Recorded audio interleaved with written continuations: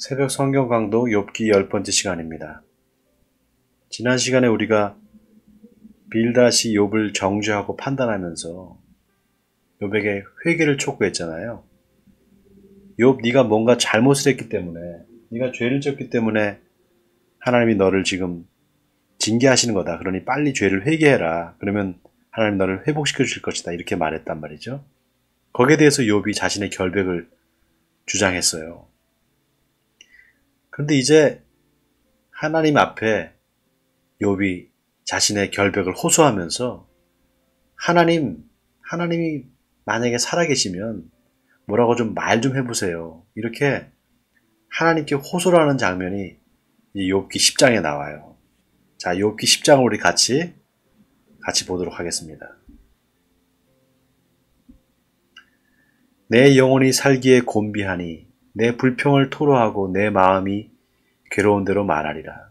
내가 하나님께 아뢰오리니 나를 정죄하지 마시옵고 무슨 까닭으로 나와 더불어 변론하시는지 내게 알게 하옵소서. 주께서 주의 손으로 지으신 것을 학대하시며 멸시하시고 악인의 꾀에 빛을 비추시기를 선히 여기시나이까. 주께도 육신의 눈이 있나이까. 주께서 사람처럼 보시나이까. 주의 날이 어찌 사람의 날과 같으며 주의 해가 어찌 인생의 해와 같기로 나의 허물을 찾으시며 나의 죄를 들추어내시나이까. 여러분, 지금 욥이 자신의 결백을 주장하면서 사용하는 그런 말들을 주목해 보세요. 욥이 정죄라는 말을 쓰고요. 또 변론이라는 말을 씁니다. 여러분, 이 정죄, 변론 이런 말들은 다 법정 용어입니다. 그러니까 지금 욥은 마치 인간 법정에서 증인을 신청하듯이, 재판장 앞에서 증인을 신청하듯이 하나님을 증인으로 지금 신청하고 있어요. 그러면서 하나님이 좀 나의 결백을 아시지 않습니까? 그러니 좀 하나님이 나오셔서 뭐라고 좀 말 좀 해주세요. 지금 이 얘기를 하고 있는 거죠. 자, 그리고 또 뭐라고 하는가 하면 하나님은 육신이 아니시고 인간이 아니시기 때문에 하나님은 내 고통을 지금 모를 겁니다. 이렇게 말해요. 자, 4절에 주께도 육신의 눈이 있나이까? 주께서 사람처럼 보시나이까? 이거는 없지 않습니까? 하나님은 육신이 없지 않습니까? 그러니 내 고통을 어찌 알겠습니까? 이 말과 같아요. 그러면서 지금 욥은 하나님 앞에 만약에 그렇게 하나님이 육신이 없고 그래서 하나님이 인간의 이 삶에 특별히 그 인간의 그 고통에 대해서 하나님이 알 수 없는 분이라면 그러면 지금 내가 당하는 이 고통은 정말 하나님이 그냥 장난처럼 재미로 이렇게 하시는 겁니까? 정말 그러면 하나님이 공의로운 분이 맞습니까? 이렇게 지금 하나님께 도전하고 있는 거예요. 여러분, 우리가 이 욥이 하는 말들을 굉장히 이 욥이 젠틀하게 말하잖아요. 굉장히 폴라이트하게, 굉장히 예의 바르게 말을 하고 있단 말이죠. 그러나 그 내면에는 지금 하나님께 대한 뭔가 하고 싶은 말이 많은 거예요. 그래서 하나님을 막 자극하는 겁니다. 말 좀 해보라고. 자, 그러면서도 욥은 그 하나님의 전능하심을 고백해요. 여러분, 9절과 10절을 보세요. 마치 욥이 창세기의 그 천지창조의 그 상황에 욥이 마치 있었던 것처럼 그렇게 말을 합니다. 하나님이 창세기에 보면 인간을 만드실 때, 아담을 창조하실 때 흙을 빚어서 만드시잖아요. 그 이야기를 지금 욥이 하고 있어요. 흙을 뭉치듯 하셨다는 거예요. 내 몸을 지으시기를 흙을 뭉치듯 하셨다. 그런데 다시 나를 티끌로 돌려보내려 하시나이까. 자, 여러분, 이 욥이 철저히 그 하나님의 전능하심과 그 창조주 하나님을 찬양하고 있잖아요. 그러면서 욥은 자신을 변론하는 거예요. 자, 11절 보겠습니다. 피부와 살을 내게 입히시며 뼈와 힘줄로 나를 엮으시고 생명과 은혜를 내게 주시고 나를 보살피심으로 내 영을 지키셨나이다. 지금까지 그렇게 하나님께서 나를 창조하시고 나의 생명을 지켜주셨다는 거죠. 자, 13절에 그러한데 주께서 이것들을 마음에 품으셨나이다. 이 뜻이 주께 있는 줄을 내가 아나이다. 내가 범죄하면 주께서 나를 죄인으로 인정하시고 내 죄악을 사하지 아니하시나이다. 내가 악하면 화가 있을 것이오며 내가 의로울지라도 머리를 들지 못하는 것은 내 속에 부끄러움이 가득하고 내 환난을 내 눈이 보기 때문이니이다. 여러분, 다시 욥이 자신의 그 피조성을 철저히 고백합니다. 욥이 아무리 의롭게 살았다고 해도요, 아무리 의로운 일을 했다고 해도 욥의 그 마음속의 생각조차 정말 그 마음속에 어떤 생각을 했는지 그것마저도 하나님께서 아신다는 거예요. 아마 욥은 그 자신의 그 마음속의 생각, 여러 가지 그 좋지 않은 생각들, 부정적인 생각들, 또 하나님 앞에 불경한 생각들, 이런 것들조차도 하나님 앞에 그것이 죄였다는 사실을 이제 고백하는 거죠. 그러면서 그런 죄마저도, 생각으로 지은 죄마저도 하나님께서 용서하지 않는다면 나는 방법이 없습니다. 나는 죽을 수밖에 없는 그런 죄인입니다. 이걸 지금 고백하는 겁니다. 자, 16절에 보세요. 내가 머리를 높이 들면 주께서 젊은 사자처럼 나를 사냥하시며 내게 주의 놀라움을 다시 나타내시나이다. 주께서 자주자주 증거하는 자를 바꾸어 나를 치시며 나를 향하여 진노를 더하시니 군대가 번갈아서 치는 것 같으니이다. 주께서 나를 태에서 나오게 하셨으면 어찌함이니이까. 그렇지 아니하셨더라면 내가 기운이 끊어져 아무 눈에도 보이지 아니하였을 것이라. 있어도 없는 것 같이 되어서 태에서 바로 무덤으로 옮겨졌으리이다. 그날은 적지 아니하니까 내 날은 적지 아니하니까 그런즉 그치시고 나를 버려두사 잠시나마 평안하게 하시되 내가 돌아오지 못할 땅 곧 어둡고 죽음에 그늘진 땅으로 가기 전에 그리하옵소서. 땅은 어두워서 흑암 같고 죽음의 그늘이 져서 아무 구별이 없고 광명도 흑암 같으니이다. 여러분,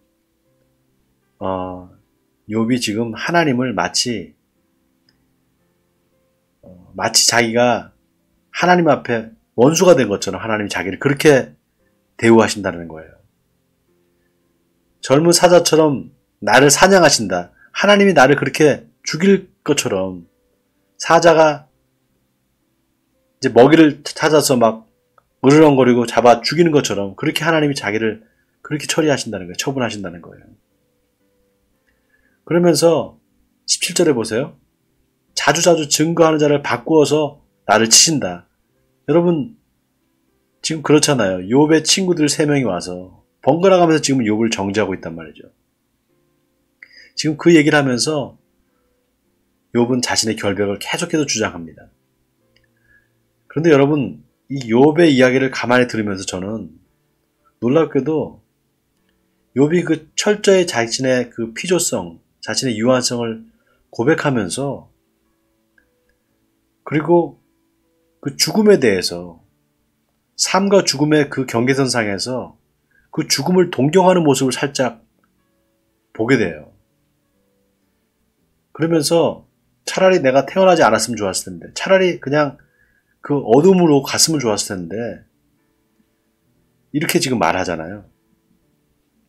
저는 욥이 이렇게 고백하는 걸 제가 가만히 보면서요, 이상하게도 그 안에서 평안함을 느꼈어요. 왠지 모를 평안함. 그게 뭘까 곰곰이 생각해 보니까요, 우리 인간이 정말 유한한 존재구나, 이걸 내가 자각하는 것이 참 중요하구나라는 걸 생각을 했습니다. 여러분, 우리 인생이 영원히 살지 못하거든요. 반드시 그 마지막 때가 오고 끝이 온단 말이죠. 그런데 대부분의 사람들이 영원히 살 것처럼 살아요. 저도 그렇게 살아왔어요. 그리고 지금도 제가 자꾸 영원히 살 것처럼 그렇게 욕심을 내고 산다는 말이죠. 제 자신의 모습을 보게 됩니다. 근데 지금 욥은 자신이 한테 닥친 그 고난 앞에서 그걸 깨닫고 있는 거예요.